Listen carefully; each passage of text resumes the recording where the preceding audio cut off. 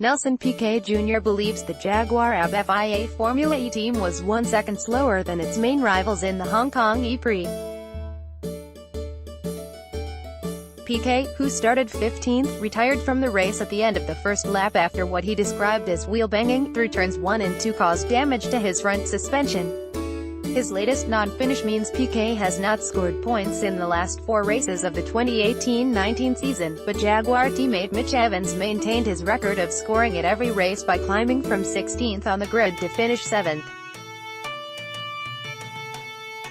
Asked if Evans's rise through the field showed Jaguar's underlying race pace, Piquet told Autosport, "Race pace is one thing, compared to the guys around him, Evans, P1 and P2, we're around a second slower, you can't get lucky from starting P19 or whatever, there's this and that.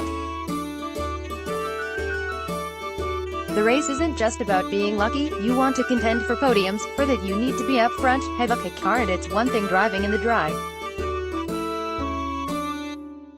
If conditions keep changing, you need a strong system that will cope with these variables all the time." For large portions of the weekend it looked as though Piquet's 50th race would be its first wet one, but the track remained largely dry but greasy in areas come the start on Sunday. Practice and qualifying was, however, run in wet conditions. Asked if Jaguar's attempts to get on top of its qualifying weakness were made more difficult by the conditions, Piquet added, "It is, but there are teams out there coping with the change of conditions and doing better. It's not a coincidence that Jaguar and Venturi, both use Venturi powertrains, were up front.